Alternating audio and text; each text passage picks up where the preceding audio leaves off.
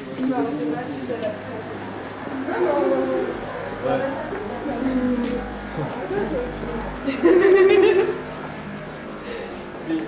en a pas d'autres, parce que peut-être que c'est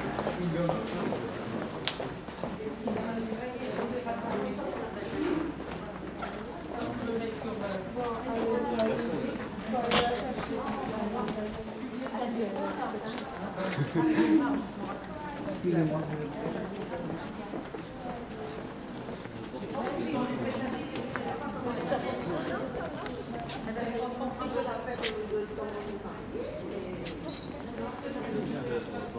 Je vous dis bon.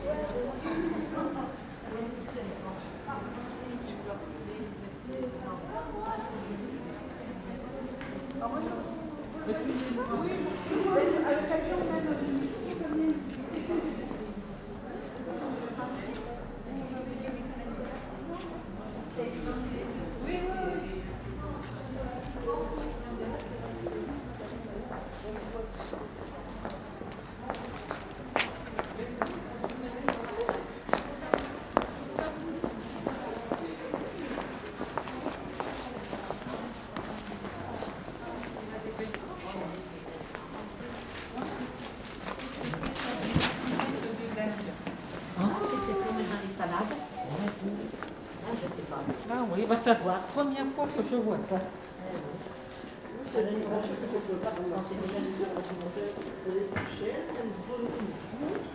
Allez, gentille.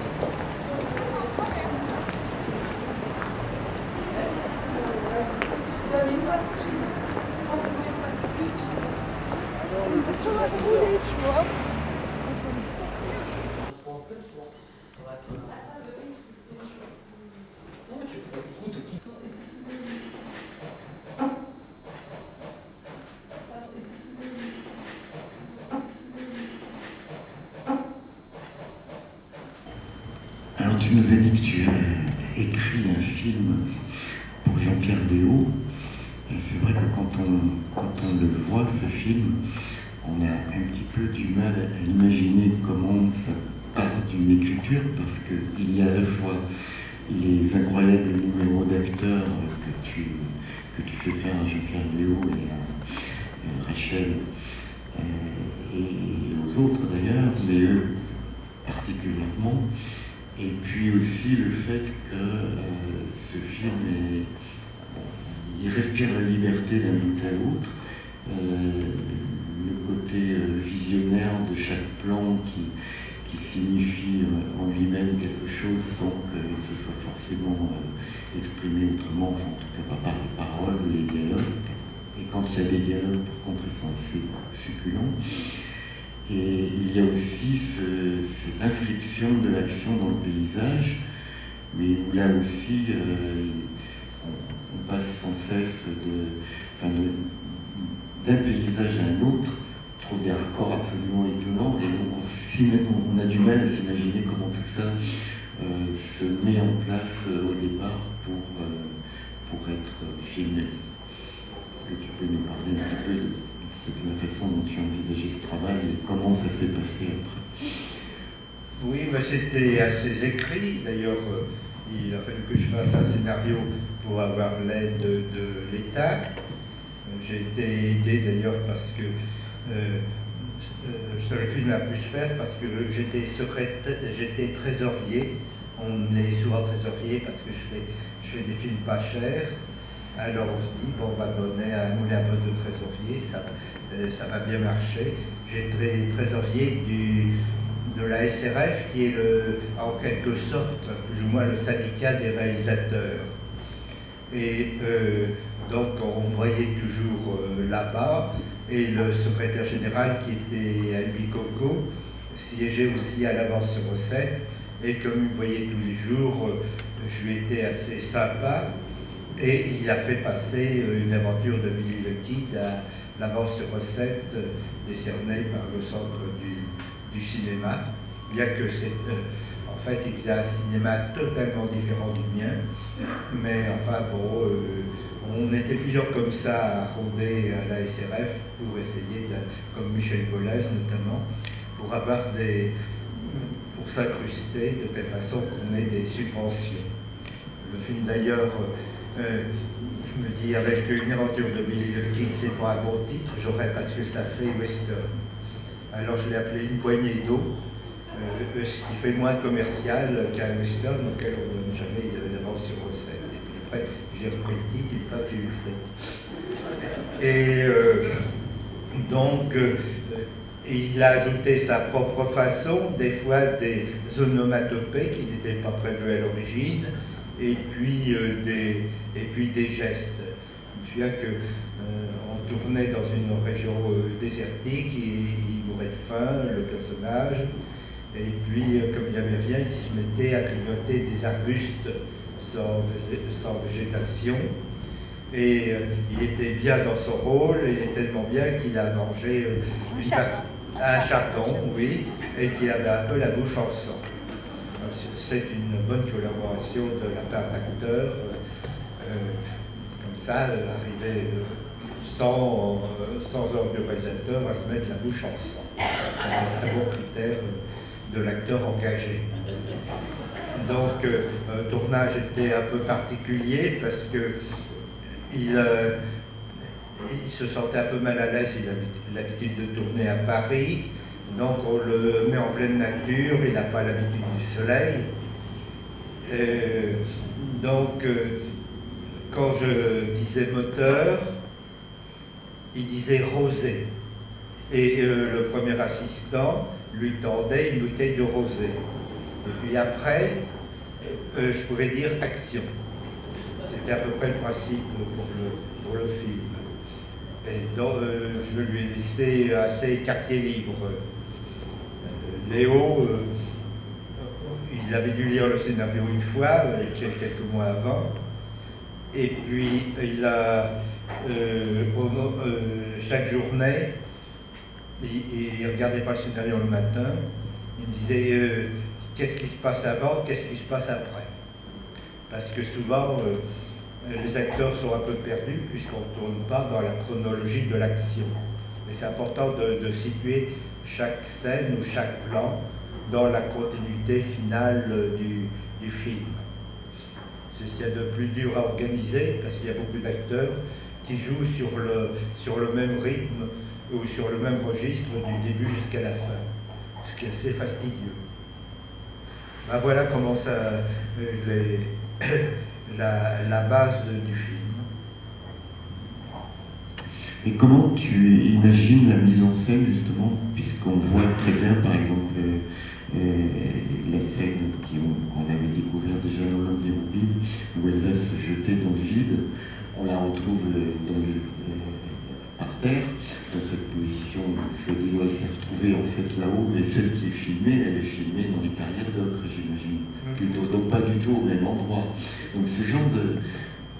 Comment est-ce que tu prévois ça? Est-ce que tu reviens quand tu es dans un paysage sur tes scènes et que tu décides de les faire? Ou est-ce que depuis le début, tu sais exactement les endroits où tu vas situer les choses? En général, je sais exactement. Donc c'était une scène écrite, je ne sais pas, 7 mois avant le tournage.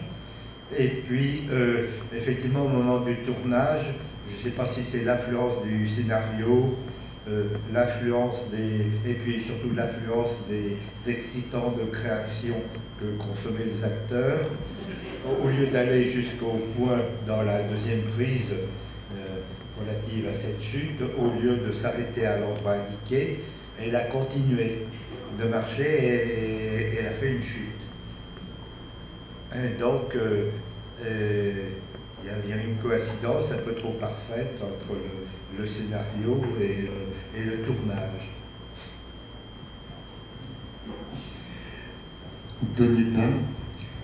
Pour moi, c'était la première fois que je travaillais sur un film, pour moi traditionnel, parce que je travaillais dans le cinéma expérimental. Alors pour moi, c'était du cinéma commercial, entre guillemets. Et je me retrouvais dans des chemins que je ne connaissais pas tellement. Mais très vite, je me suis retrouvée dans quelque chose qui dépassait mon imaginaire parce que c'était un tournage qui reposait sur un type de jeu qui était sur l'impulsion. Luc dirige très peu les acteurs et il les laisse libres complètement, au moins sur ce film. C'était pour moi une surprise, comme sur un film comme ça, vous pouvez laisser libres les acteurs dans leur impulsion. Puis, une découverte, bien sûr, des excitants sur le tournage. Il y avait cette mule dont vous avez vu, que je croyais l'odeur dégagée par les excréments, je pensais terrible. Et puis, en effet, j'ai vu qu'il n'y avait pas d'excréments, mais il y avait que des gens qui fumaient quelque chose dont l'odeur avait terriblement à faire, comme si c'était un peu des excréments. Alors, on est passé de la merde au shit. Voilà, on est passé de la merde au shit. Et c'était un tournage très arrosé, très enfumé. C'était vraiment, pour moi, j'étais, voilà, je flottais, j'étais complètement ailleurs sans trop consommer parce que ça ne faisait pas encore partie de mes pratiques. Pas encore. Pas encore. Et voilà, c'était vraiment une initiation assez drastique. C'était tourné en 70, alors, il y a un côté proche de mai 68, avec les acteurs et les techniciens qui se rebellent. Alors, après, il y a tout ça. Après, il y a eu pour moi la confrontation avec ce paysage, ce climat, parce que je vous assure que Luc était alors sous une chaleur torride sur la rubine, où il n'y a pas un arbre. Luc est tourné avec un pull. Nous, on mourait de chaleur, lui était avec son pull, sans chapeau, sans rien. Nous, dès qu'on voyait un petit arbre, on était tous agglutinés sous cet arbre. Souvent, la bouffe arrivait plein de fourmis. C'était vraiment des conditions très dures. Et puis, les conditions pour arriver sur les lieux de tournage. Ce qui a provoqué une révolte, et il y a eu une grève générale de l'équipe, soutenue par moi, parce que j'ai jamais été la fomentatrice, enfin j'étais chef de grève, parce qu'il nous confrontait avec des conditions de travail qui étaient extrêmes. On partait le matin, alors les moyens de transport, je ne me souviens plus, ils existaient, s'il y avait un camion. Mais, il y avait des autos. Oui, mais qui pouvaient arriver, maintenant peut-être que les choses ont changé. Mais est-ce qu'ils ont... Tant qu'il y avait une route, on prenait voilà. des autos, et puis quand il n'y a pas de route, on y va à pied. Voilà, on y va encore maintenant peut-être, j'en sais rien, mais à l'époque, de toute façon, on y allait à pied. On y allait à pied avec tout le matériel. Je veux bien que Luc, c'était la tête Giraud dont vous avez entendu déjà parler, c'est lui qui avait le plus gros du poids de la caméra, c'était lui. Mais nous, on avait tout le matériel, il y avait quand même des valises, puis quand même un 35, il y a quand même du matériel. Et on arrivait sur le tournage, déjà sur les lieux déjà détruits, quand on arrivait. Parce que parfois, on n'y arrivait pas. Moi, déjà, j'aimais bien marcher, mais alors, c'était les quatrièmes de oui, c'est une journée, il y a une journée un peu dure, parce qu'il y avait 45 minutes de marche à pied. Sur du clavier, je ne sais pas, pour arriver aux carrières, au Cadière. À Cadière. C'est pas... Enfin, ça monte, hein. Il n'y avait pas de chemin, on file tout droit. Oui, mais c'est simple, c'est juste, il faut monter comme ça. Et j'ai souvenir que c'est pas là que il y a eu refus de Léo. Il y a eu refus de Léo qui souffrait apparemment de vertige, et peut-être il ne t'avait pas dit, ou bien tu ne le savais pas. Mais c'est qu'il n'avait jamais été dans des lieux pareils, quoi. Oui, voilà. Il n'était pas le seul, et il ne pouvait pas tourner parce que... Est-ce que vous vous souvenez de la scène où il y a l'Indien qui est tout en haut perché? Il devait faire ça et a été doublé après par quelqu'un d'autre. Parce que, voilà. Et voilà, c'est quand même une performance, plus que c'est pas grand-chose toujours, mais voilà. Alors les conditions de tournage étaient vraiment très difficiles.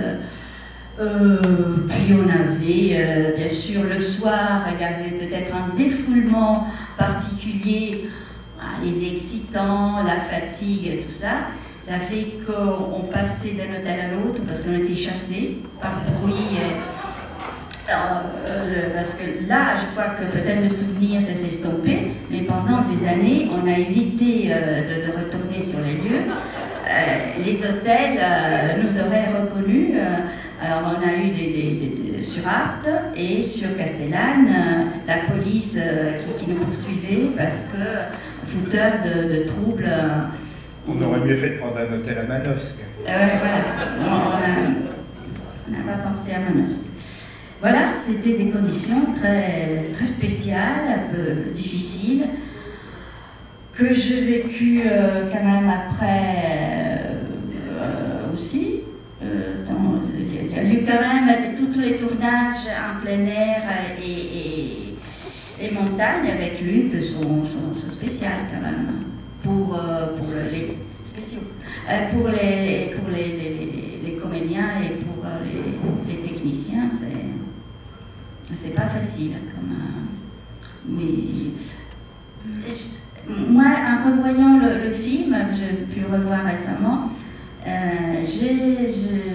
ça dégage un film qui dégage un onirisme, parce que peut-être à la première vision, je ne sais pas si pour vous c'était ça, mais pour moi c'était pas tout de suite, peut-être parce que j'étais engagée sur le travail, mais qui paraît très fort du film, qui peut-être n'apparaît pas tout de suite. Mais c'est vraiment un rêve, ça devient un film onirique. Oui, pour finir cette question sur le travail, c'est une autre que je me posais.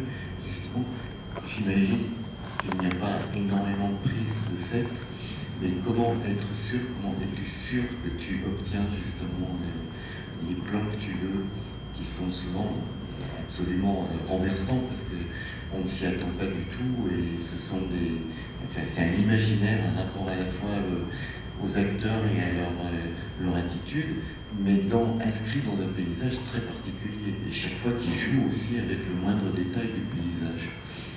Oui, c'était un peu prévu à l'avance.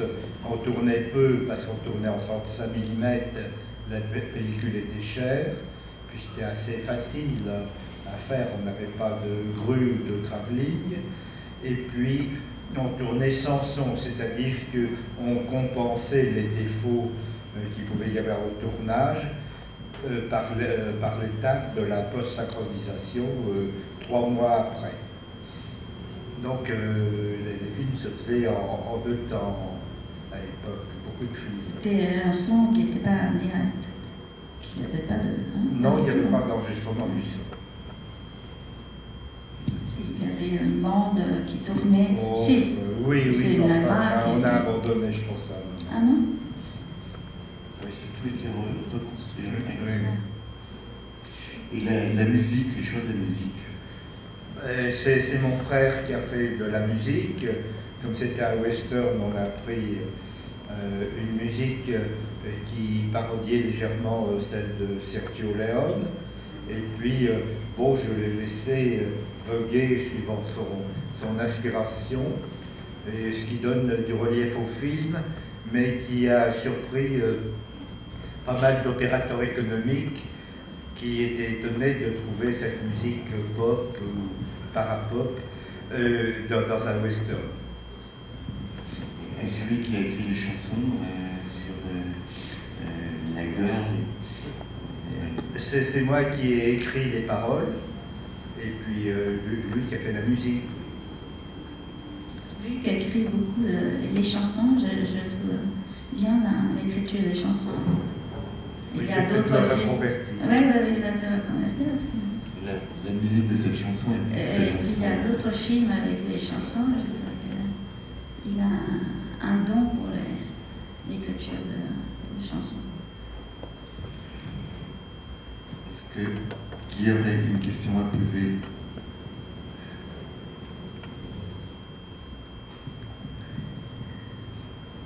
Comment avez-vous reçu ce film, qui effectivement est quand même une expérience de spectateur hors du commun?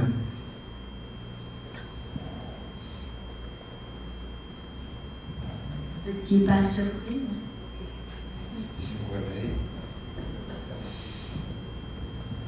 Oui, la question c'était par rapport à la participation de Jean Eustache au montage, comment vous est venue cette...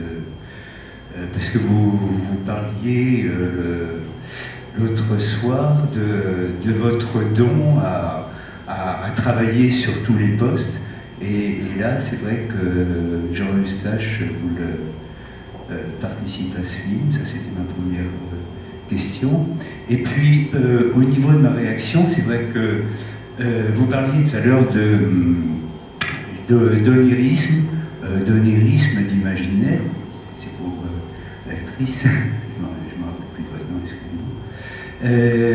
Et moi je trouve que ce qui est intéressant, c'est justement une balade sans arrêt entre le réel de ce qu'on connaît du western et effectivement votre accompagnement vers des scènes très oniriques. Ben, je trouve que c'est intéressant cette promenade entre les deux niveaux de regard et de pensée. Oui, Eustache, il avait fait des moyens métrages et il aimait bien ce que je faisais, je ne sais pas pourquoi d'ailleurs. Et donc il avait vu un premier montage qu'on avait fait après l'accident survenu à mon actrice. Et ça l'intéressait, puis en même temps il était un peu fauché. Alors il s'est proposé pour faire l'essentiel du montage. Ce que j'ai accepté, il m'a donné d'ailleurs des idées. Il m'a conseillé de faire des trucages, c'est-à-dire des enchaînés ou des fondus enchaînés. Il y en a deux dans le film, et je n'y aurais jamais pensé avant. En général, je ne fais pas de trucage. Ça coûte cher et ce n'était pas dans mon imaginaire. Donc il a pas mal servi le film, et puis comme il était toujours fauché après, il a fait ensuite la version anglaise. Et il l'a fait comme ça, purement manuellement, parce que tout en faisant la version anglaise, il rédigeait le texte de La maman et la putain, et il m'utilisait comme cobaye, c'est-à-dire que tout en montant, il me récitait le texte de son dialogue, auquel allaient les trois quarts de sa pensée pendant le montage, et pour voir mes réactions. Donc voilà comment ça s'est passé avec Eustache. Et puis il était évidemment intéressé parce qu'il avait déjà tourné avec Léo et il aimait beaucoup le travail de Léo.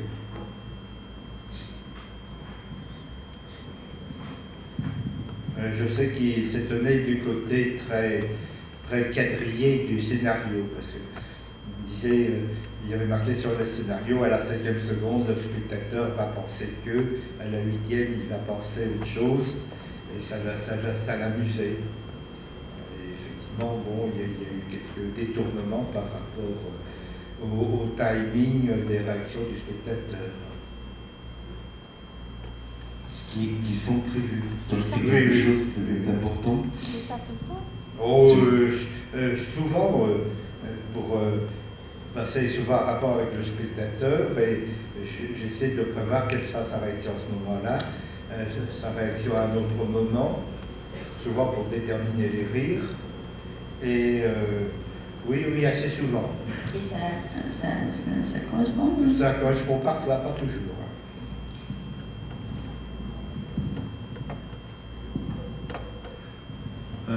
Oui, donc moi j'aurais voulu savoir comment votre cinéma, on en a parlé tout à l'heure, mais bon, c'est pour le public, est réceptionné, par exemple, quand vous présentez un cinéma tel quel, au Japon, dans le monde, mais surtout au Japon, juste pour donner l'exemple.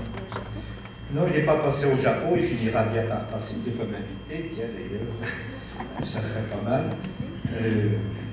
Et je sais que le film a été acheté aux Philippines, ce qui m'a un peu sauvé la vie parce qu'il y avait des dettes, et puis le premier acheteur a payé une partie, mais il y a eu un typhon, et il m'a dit qu'il avait des problèmes financiers à cause de ce typhon.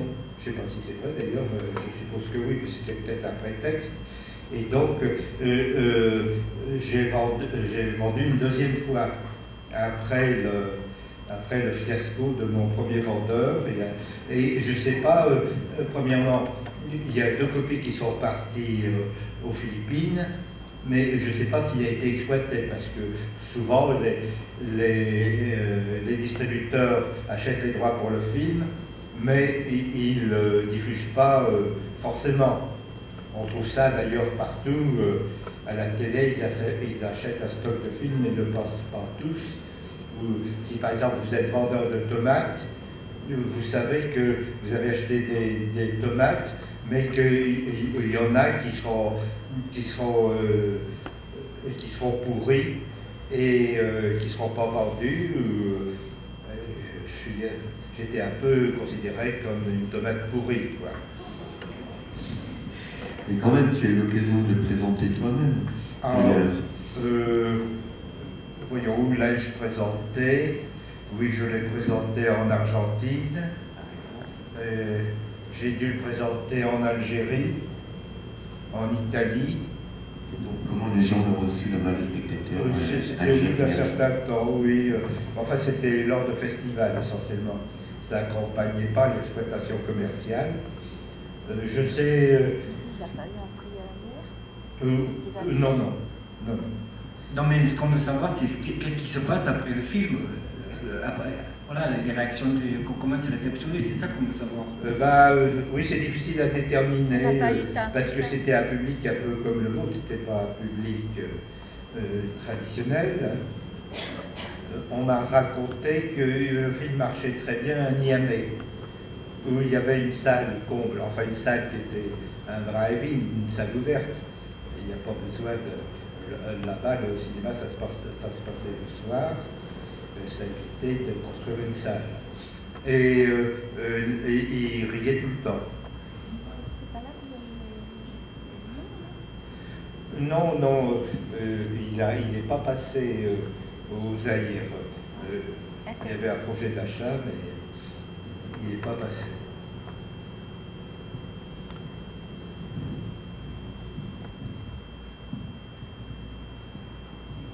Et vous, qu'est-ce que ça a donné à la vision? Parce que ce film, en effet, ça n'a pas fait... Il n'y a pas eu 10 000 projections sur ce film. Enfin, c'est un film qui n'est pas sorti en France, ce film. Mais il est passé à la télé 10 ans après avoir été réalisé. Ouais. Voilà, alors c'est pour ça qu'on n'a pas, messieurs, cette expérience tellement. Vous êtes un public testeur. Voilà. C'est intéressant comment entendre pour nous et écouter vos réactions, parce que vous planez encore un peu dans les ocrières, enfin, dans les paysages. Ça c'est... Ou bien ça vous a paru complètement loufoque et absurde. La couleur de ce lac au moment du tournage, ça m'a surpris. Et puis, mais j'ai remarqué qu'il y a est-ce que c'est des petits trucs lacs artificiels, mais qui peuvent avoir cette couleur? Non, mais c'est un faux lac. Ben ça, on l'a tous vu que c'était un faux lac. Donc, un lac dans une roubine, c'est plutôt rare, et avec une coloration très particulière. On a choisi... oui, je me souviens, avec tous les produits chimiques qu'on a mis dedans, en polluant les roubines. Mais ça m'est arrivé dernièrement de voir un bleu comme ça, très fort, sur un petit lac, qui doit être un lac artificiel. Mais est-ce qu'on a mis aussi des produits dedans? Je sais pas. Alors c'est l'influence du film. Oui, voilà. Pourquoi ça peut... On doit dire aussi que ça s'appelle Une aventure de Billy the Kid, mais il y a très peu de rapport avec Billy the Kid, simplement que c'est un mec qui est jeune et qui tue pas mal de monde dans le cadre des montagnes rocheuses. Oui, là c'était en Savoie, au-dessus de Flaine. C'est pour avoir un peu tous les paysages. Et la neige apportait quelque chose en plus. De même dans les contrebandières, ça s'est tourné près d'ici. Mais à un moment, les personnages se trouvent et ils quittent les gorges du Verdon et ils se retrouvent dans la mer, et qui est la mer du Nord, à Boulogne-sur-Mer. Ça, tu as bien joué avec ce genre de choses, parce que le plan, il est dans la neige, et puis derrière, il est dans la forêt. Enfin, c'est absolument pas raccord dans le sens traditionnel du terme, et ça t'amuse beaucoup. Ce qui a facilité pour moi beaucoup en tant que script, les raccords. C'était parfait. Oui, les couleurs, il y a un côté assez expérimental parce que mes chefs opérateurs n'étaient pas libres pour faire ce qu'on appelle l'étalonnage des couleurs. Et c'était comme ça un étalonnage très peu fait sur la sécurité. C'était fait sur mes impulsions. Il y a des couleurs que j'aimais et des fois j'aimais choquer avec de grosses différences. Alors que l'étalonnage est souvent fait suivant des principes d'harmonie. Oui, et tout ça, je pense que ça contribue à ce tonérisme que je ressens. Puisque un des éléments majeurs qui détermine mon cinéma, c'est la volonté de créer des surprises.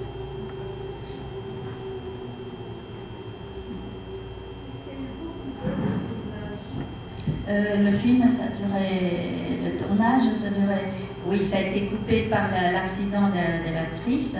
En gros, c'était un peu parce que ça faisait 5 semaines plus une semaine. Mais c'était ralenti parce que toute l'équipe était assez fatiguée. Et puis il y a eu une journée de grève. Et puis des fois un peu désinvolte. Il y avait l'héritage de mai 68 avec les acteurs et parfois les techniciens qui refusaient la dictature du réalisateur. Alors, des fois, ils se laissaient... ils faisaient un peu n'importe quoi, ils n'avaient pas envie de tourner. C'est de la raison. Ça,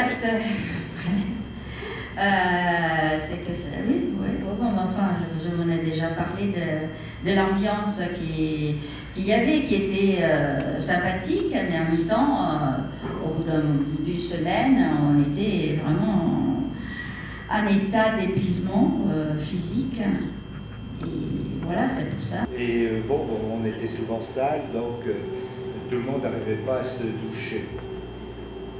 C'est important de se doucher. Ah, pas des journées comme ça. Dites-nous, comme ça on entend. Moi, c'était justement par rapport au jeu de Jean-Pierre Léo. Vous dites qu'il n'était pas habitué à ce genre d'endroit, bien évidemment, qu'on peut imaginer. Mais est-ce que c'est vous qui l'avez dirigé vraiment de près ou est-ce qu'il s'est donné, j'ai l'impression qu'il se donne à fond physiquement, il adhère au paysage? Oui, effectivement, il se donnait à fond. J'avais peu de choses à lui dire.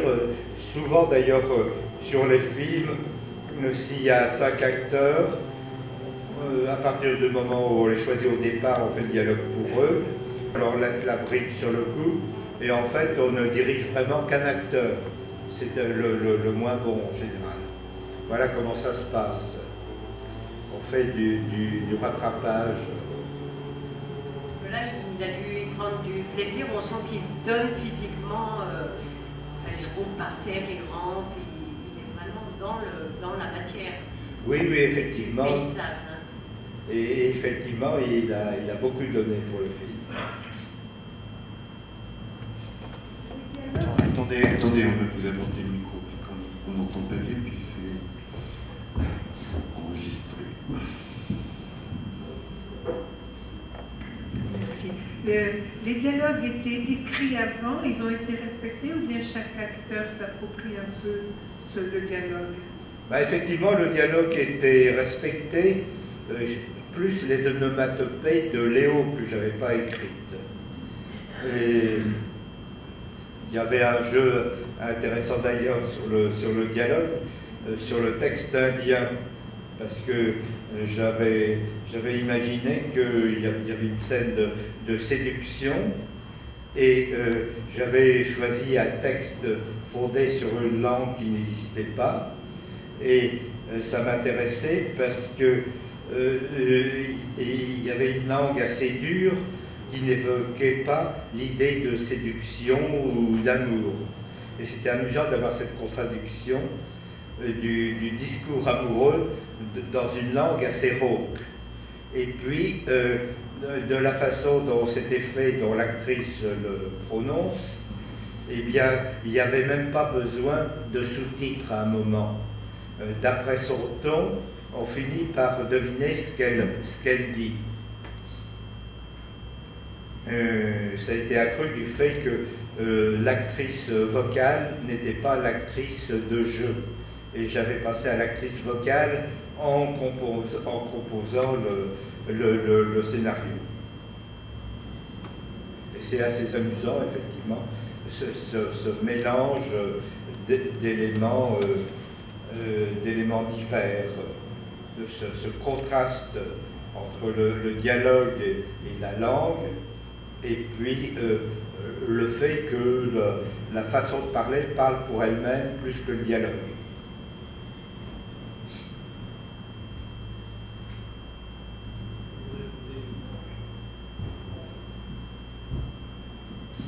Oui, apparemment, votre cinéma, c'est un cinéma qui n'a pas d'école, hein, vous avez fait ça en bonne ambiance, tout ça, etc. Mais en plus, aujourd'hui, avec tout le respect que je vous dois, vous êtes un ancien, on va dire. Mais comment vous expliquez qu'avec toute la technique qu'il y a aujourd'hui, hein, par rapport à ce que vous avez fait vous, je pense à tous ces jeunes qui essayent de monter un film et qui n'y arrivent pas. Vous voyez ce que je veux dire? Vous, apparemment, ça avait l'air d'être facile. Vous avez été reconnu, tout ça. Oui. Je pense, enfin, je m'entends, hein. Mais je veux dire, et tous ces jeunes, aujourd'hui, à part passer un petit truc sur Internet, qui ont quelque chose à dire et qui n'arrivent pas à être écoutés. Qu'est-ce que vous, avec votre regard, qu'est-ce que vous en pensez? C'est beaucoup plus facile maintenant. Pensez. Énormément. Est-ce que la salle aussi pense? Ah oui, bien sûr, on a accès au cinéma beaucoup plus facilement. Ça, oui, quand j'ai débuté au cinéma, mon premier long métrage, il y avait 7 premiers films chaque année à peu près en moyenne. Maintenant, il y en a 60. Le problème, c'est que au niveau du deuxième ou du troisième film, c'est pas évident. Hein. Ceux qui ont fait un premier film, souvent ils restent au premier film, ils en font un deuxième, mais pas forcément un troisième. Mais enfin, ils ont le pied à l'étrier. C'est souvent plus difficile parce que souvent, fréquemment, ils partent avec des moyens assez élevés et ils ne savent pas rebondir. Si on fait un film à 2 millions d'euros, on ne va pas retrouver forcément 2 millions d'euros pour un deuxième film. Il y a la mythique du premier film, puisque beaucoup ont eu un très grand succès. Le film de Châtillier, La vie est un long fleuve tranquille, par exemple, ou Diabolomante, Camille Claudel et Attends le goût des autres, ce sont des premiers films. Donc il y a une grande ouverture financière pour le premier film, notamment par Canal+. Beaucoup de gens qui ont peur de voir échapper le cinéaste miracle. Et au deuxième ou au troisième film, bon, ça s'estompe. Voilà ce qu'on peut dire.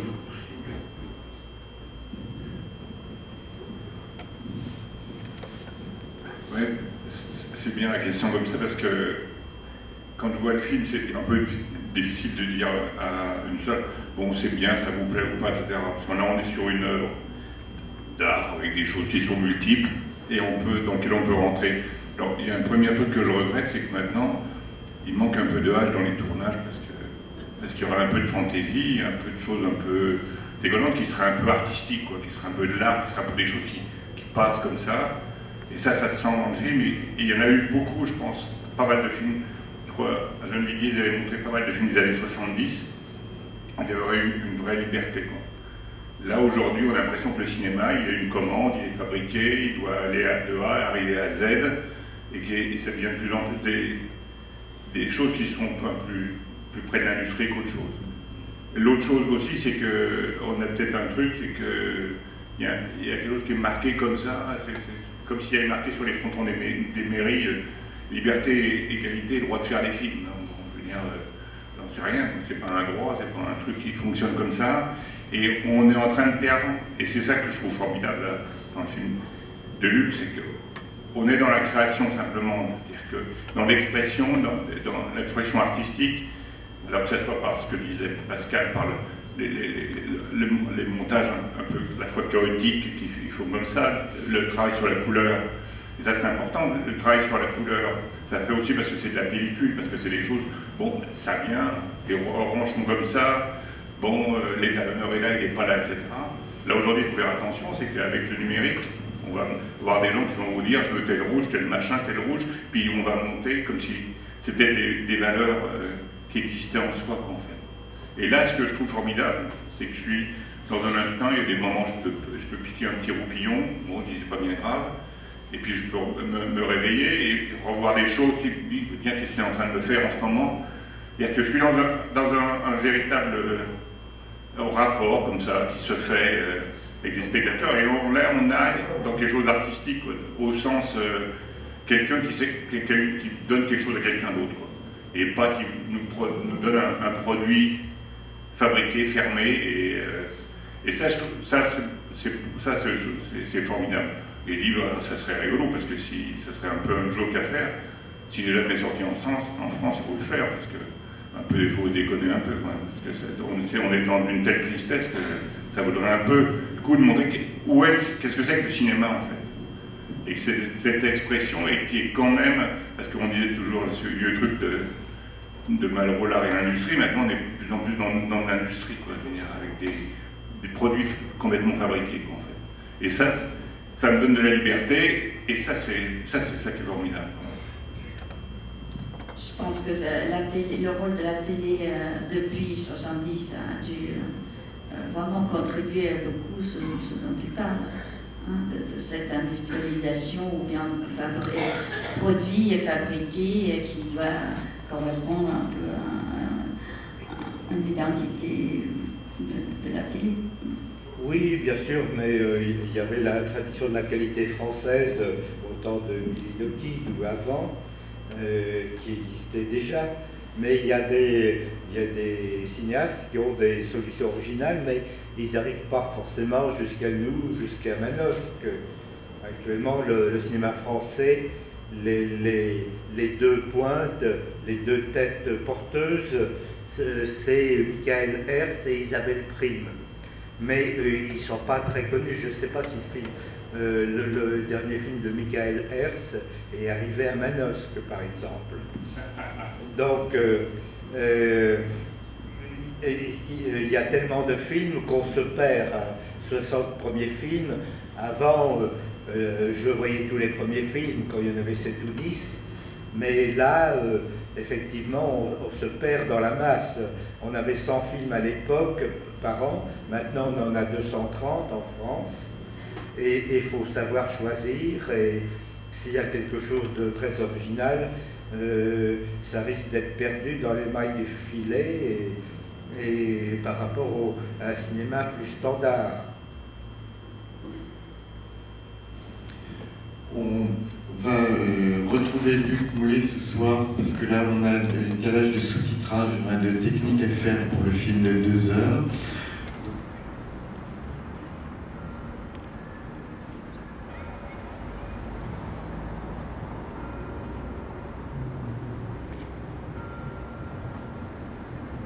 Voilà, c'est fini. Bah, c'est très bien, c'est très antonionien. Ah bon? Non, parce que j'ai pensé de quelque chose, j'ai pensé à la caméra et moi. Oui. Non, parce qu'on sent, oui. Je pense que ça projeté sur un grand écran, on doit ressentir des émotions, enfin, par rapport à, tu vois, par rapport à ce que tu... Ah, c'est le bon moment, c'est-à-dire que ça m'a fait réfléchir sur le regard de caméra, les yeux de caméra entre moi.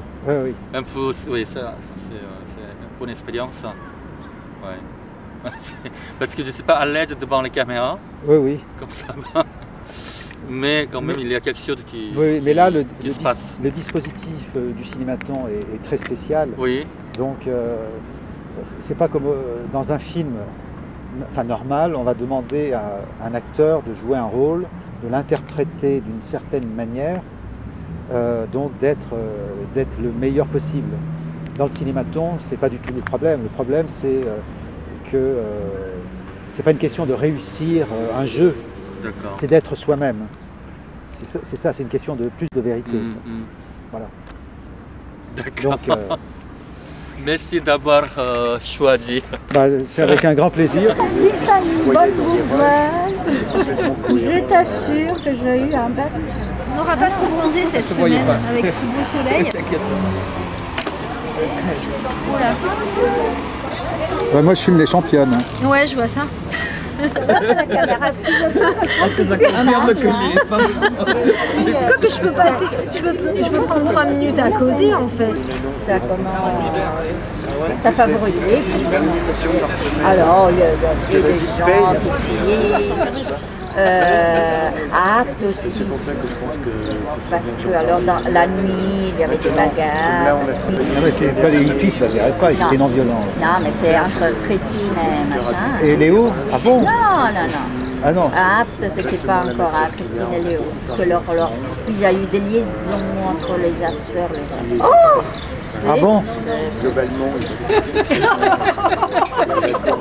et moi, dans mon innocence, jeune fille sortie d'une famille bonne bourgeoise, je t'assure que j'ai eu un baptême. Alors non. Quelque chose.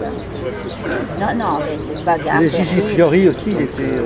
Gigi à tel point. Non. Le film a commencé pas avec Gigi. Ah oui, c'est la deuxième partie. La deuxième partie avec Gigi. La première partie, c'était. Voilà, il connaît. Non, ça s'appelle. Il y avait un opérateur. Après l'accident, il y a eu un autre opérateur. Non, c'était. Ah oui. Je le dirais. C'était au moment de quel film de Truffaut là? Oui, puisqu'ils ont l'entrée comme ça. C'était le moment de quel film de Truffaut là? Il avait 25 ans, Léo là. Ah bah moi j'étais pas là-dessus, cette histoire-là. À l'époque, Truffaut. Dans les Douanelles, non? Le dernier Douanel, il doit être. Le dernier Douanel doit être de ce moment-là. Le dernier doit être de 69-70. Mais de toute façon, Léo, après Truffaut, c'était plus ça. Ah oui. Oui, à Virginie, à Charlottesville. Ah oui.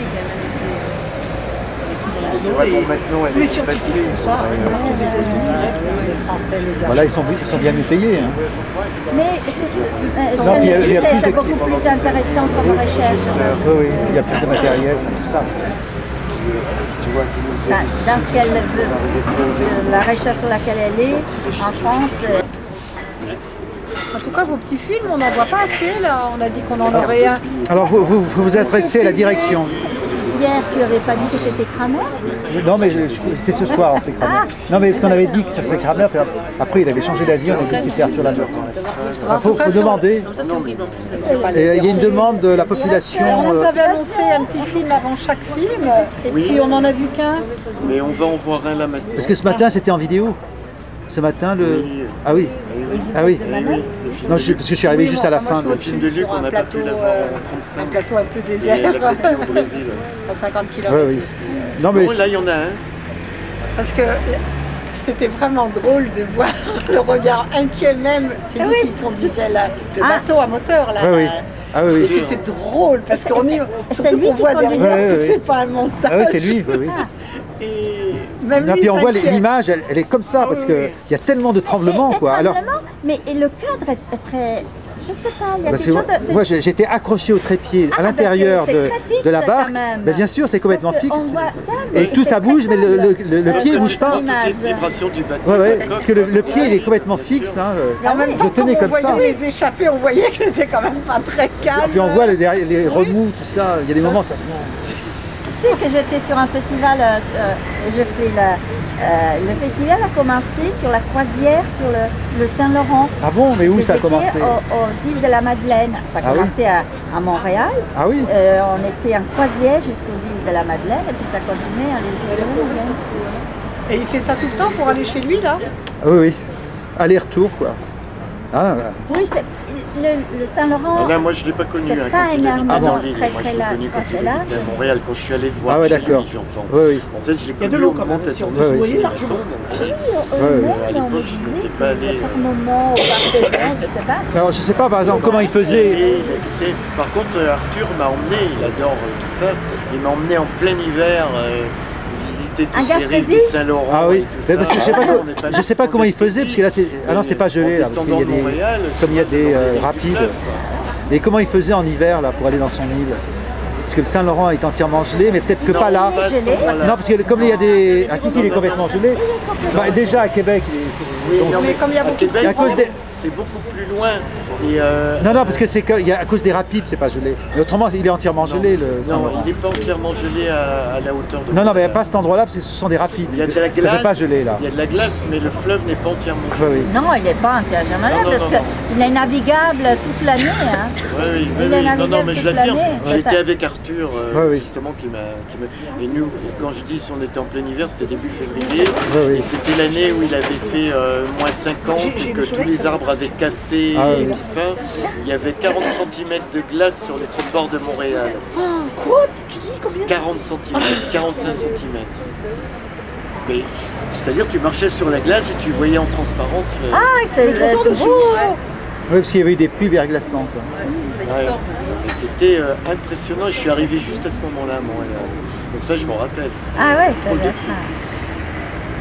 Même les Québécois étaient dépassés par ce qui arrivait là. Ouais. Alors moi, j'ai un très bon souvenir de cette croisière sur Saint-Laurent. Et alors, bon, la journée quand il m'a emmené visiter, puis alors on a été dans les bois, on a été visiter, tu sais, mais alors c'était encore un peu tôt, les endroits où ils prennent la conduite d'Arthur sur... c'est un moment aussi inoubliable. Ça, je me suis dit, on va jamais arriver à Montréal.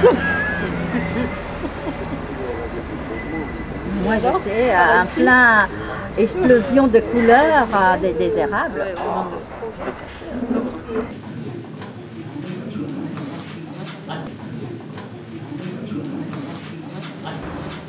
Cinéma. Donc c'est une belle occasion de marier la photographie, la peinture avec le cinéma. Celui qui crée les affiches de cette belle manifestation à être pérennisée dans notre programmation culturelle. Voilà, donc merci. Reconstruire en quelque sorte sa vie, se souvenir, de mieux se rencontrer, de mieux se connaître peut-être, et de mieux désespérer aussi.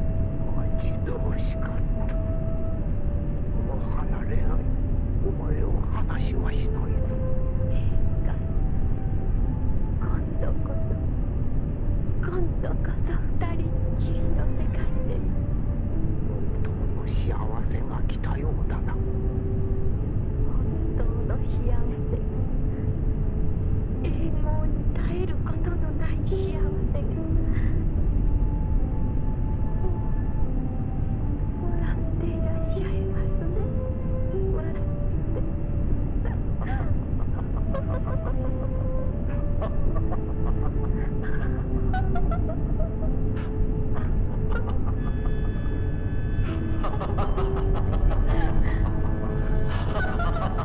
ha.